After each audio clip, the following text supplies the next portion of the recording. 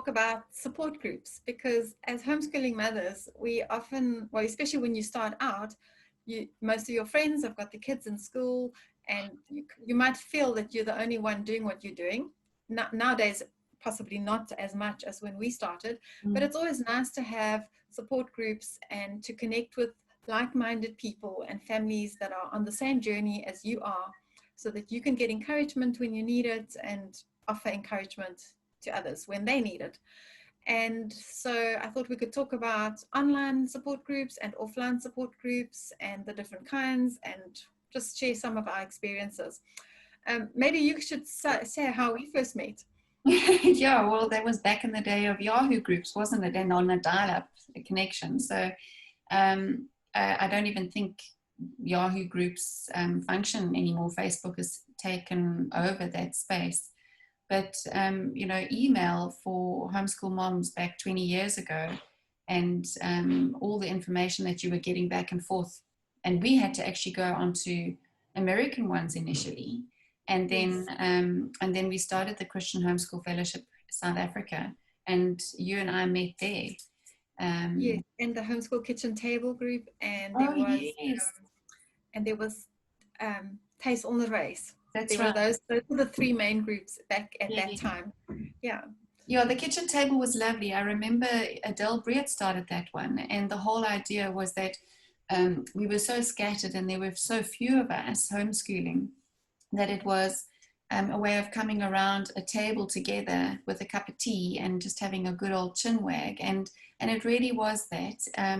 I do remember, you know, homeschoolers by nature are opinionated. So I do remember some clashings of the mind and, you know, different methodologies and principles and that sort of thing. But we tended to sort of sort those things out in open, honest, mature ways.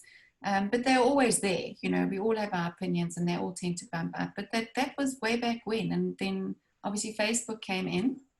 And there's loads of groups out there. In fact, what we can do is we can pop some of the really good ones down below in the comment section for parents to go and take a look at. But if you were going to choose an online support group, Shirley, what would be your sort of criteria for that? Yeah, I think there's so many groups. How do you pick? And I mean, I belong to many for many different reasons. But if I was a new homeschooler, I think I'd want to connect with the local homeschoolers in my neighborhood and local area, so that I could join up with them and go and do things with the children together, go on outings to places of interest, have picnics and socials, and just get to mingle with other families in the area. Yeah. So you could start, for example, in the Western Cape, there's a big Homeschool Western Cape group, but on it, you would be able to find out about smaller homeschool groups within the southern suburbs, northern suburbs, etc. And I think in Gauteng and the other provinces, it's pretty much the same. You could join a bigger group and then connect with local groups. Some groups also use WhatsApp just to send messages to one another. And then I would also recommend that you find groups that are supporting specific interests that you might have. So, for example, I obviously have to mention we have a Footprints Facebook group for families that are doing the Footprints programs or thinking about it and are interested in our eclectic approach to home education. But if you're following a more unschooling approach, maybe you want to join one of the unschooling groups. If you want to connect with Christian homeschoolers or Muslim homeschoolers, then you might want to join a group like that. And maybe there are families where you've got special needs children. So there are special needs homeschooling groups. And, you know, you can find probably all different varieties. Charlotte Mason homeschooling groups. There's one group for nature journaling. Yeah, there's so many. We can definitely list some good ones. And I'm sure if you just search, you will find many others. Yeah. I would say just select a local one and then select a couple of specific ones. And then I do have a warning, as Wendy said, we are all opinionated, and it's sometimes great to debate the differences between different philosophies of learning. But I've been on some of those e-groups and on some Facebook groups where debates sometimes come across as nasty. and maybe it's not even the intention, but the thing about written text is that often you don't see the person's facial expression, you don't see their body language, and you sometimes misunderstand what they're saying. But there's definitely some groups where there's constantly strife and discord. And I would say just rather get away from those, because although sometimes it's interesting to see the debates, if you get involved, it can be so emotionally draining that you walk away from Facebook, but you spend the next hour mulling over what was said. And really, as homeschooling moms, we need to be focused on things that are positive and on our families and our homes. We don't need philosophical arguments going through our minds as we're going through our day that are not constructive. So just be aware of that. You know, when you see it going that way, maybe it's time to find another group. It's always about, you know, being present with our children, and often we can be with them physically, but our mind is elsewhere, and then you're basically robbing yourself and your children of that time together. So yeah, that's a really good warning. In terms of offline support, I mean, you did mention about getting together and that sort of thing. There's a couple of times you've seen parents say that they don't have other homeschoolers, or there isn't a support group in their area. And the challenge would be to be, you know, the mom that actually starts the support group. And that might be hard for parents who are a little bit more introvert, as versus a person who just loves doing things and loves going out and loves arranging stuff. But you know, that's one of the places that we can all grow in, and that could be, you could just arrange, like you said, picnic days, park days, or you could do a planned outing to an area of interest or a place of interest. Obviously, I remember back in the day we used to have a homeschool on a Saturday.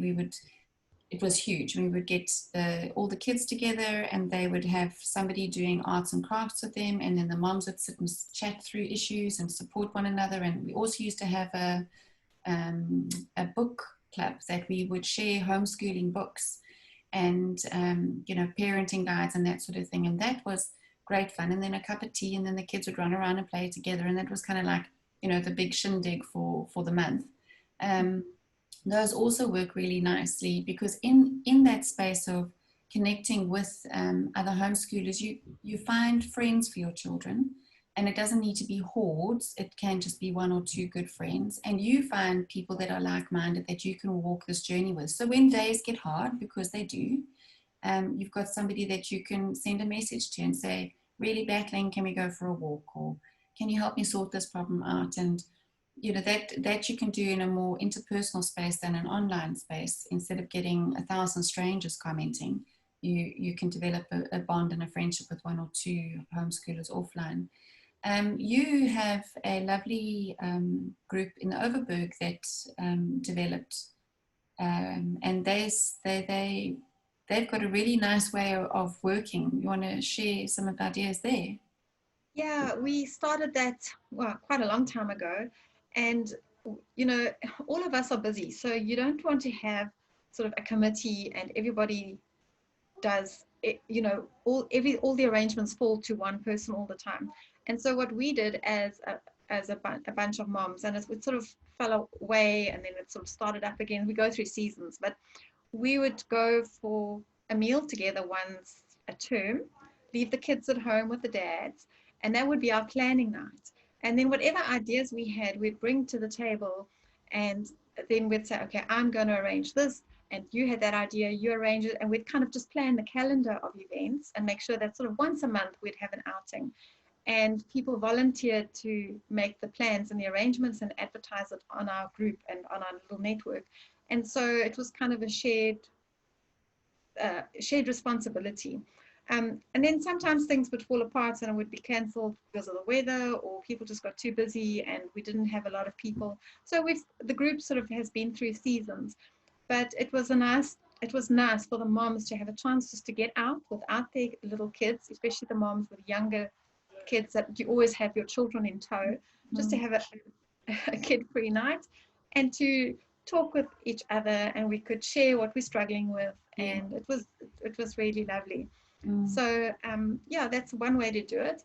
Otherwise, like you say, just going to the park. If you can't leave your children with your husband, then just arrange that we're going to the park, the moms sit under the trees, the children can play and slide, and or a beach or whatever, and you can do it differently. Definitely. And the other thing I was thinking is we looked also at the resources that we had as parents. So if there was the one mom, she had a PhD in physics or something like that, and she used to do little science workshops once a month for the kids. And another friend of ours had a very large property with horses, and the kids used to get together on a Monday afternoon, and they used to do like a cross country run, and then some of the other kids would stay on afterwards, and a horse instructor would come and give those kids horse lessons, riding lessons right then. There was a co-op that formed as well, and I taught a bit of Shakespeare there. And there were cooking classes for some and art classes for the others. So you can also look inward and say, okay, well, what can I bring? And then all the kids would come to your house, and the other moms would have a day off, and then the next month all the kids would go to their house, and you'd have your day off. So there's so much to do, and as a group of people, we generally are creative in finding solutions for our families. So it's really just jump in and get your feet wet, and get started with something along those lines. Any other thoughts before we say goodbye? Yeah, I was just thinking you don't always have to be the one doing it. Sometimes you've just got a network of connections in your community, and you can use people to arrange things. We once took our kids to a little bakery shop, and the lady taught the children how to decorate cupcakes beautifully with the most amazing icing with silver stuff and little glittery things, and it was beautiful. We paid something towards the cupcakes, which were pre-baked, and she supplied everything, but they had such fun. So it wasn't a mom that had to do that in her own kitchen. We used people in our community, and we set up things like that from time to time as well. Yeah, lovely. Some really, really good ideas. Well, again, always good chatting. Have a lovely day further. Bye. Bye.